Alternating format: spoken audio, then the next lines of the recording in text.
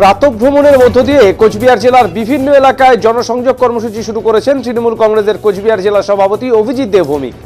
তারই অঙ্গ হিসেবে শনিবার কোচবিহার উত্তর বিধানসভা কেন্দ্রের পাতলাখোয়া গ্রাম পঞ্চায়েতের অন্তর্গত মদনমোহন কালপাট থেকে উপস্বাস্থ্য কেন্দ্র হয়ে সোনার বাংলা কালপাট পর্যন্ত 20, 21 ও 22 নম্বর বুথে প্রাতঃ ভ্রমণের মাধ্যমে জনসংযোগ সারলেন তিনি।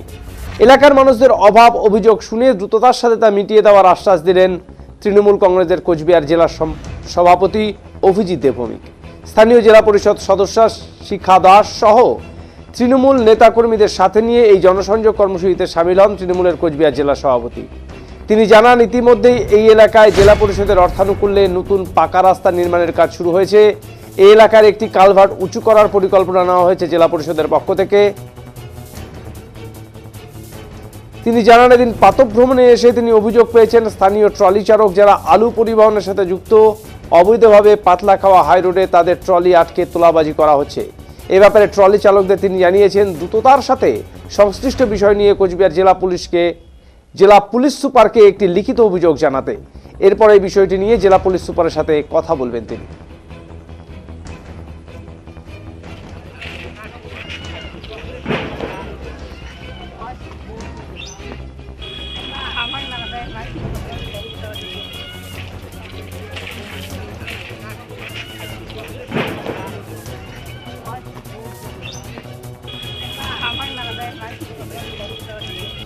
পাতলাখোয়া অঞ্চলে উত্তর বিধানসভা কেন্দ্রে এখানে হিমঘর থেকে সাব সেন্টার পর্যন্ত একটি সুদীর্ঘ রাস্তার কাজ ইতিমধ্যে শুরু হয়েছে জেলা পরিষদের উদ্যোগে।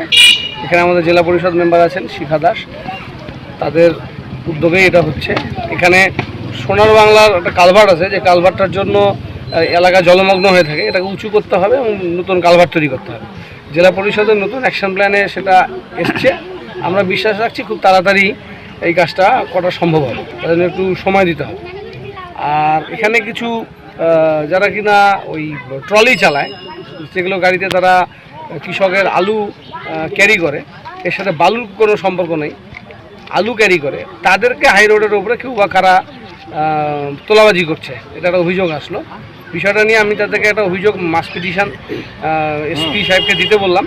তারপরে বিষয়টা নিয়ে আমি পুলিশ সুপারিনটেন্ডেন্টের সাথে কথা বলবো যে কুন্ডিবাড়ি থানা এলাকায় পাতলাখোয়া হাই রোডের ওপরে কারা এইভাবে অবৈধভাবে এই সমস্ত ট্রলিগুলো থেকে টাকা তুলছে, টাকা না দিলে পরে গাড়ি আটকে রাখা হচ্ছে, এটা চলতে পারে না।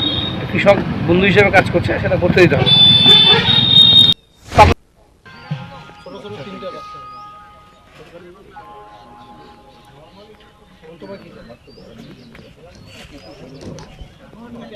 ঘরের ব্যবস্থা করে দিলে, ঘরের ব্যবস্থা করে দিলে এই যে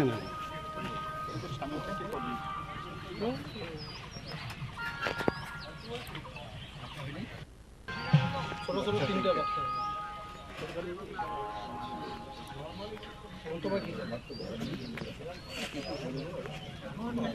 ঘরের ব্যবস্থা করে দিলে, ঘরের ব্যবস্থা করে দিলে এই যে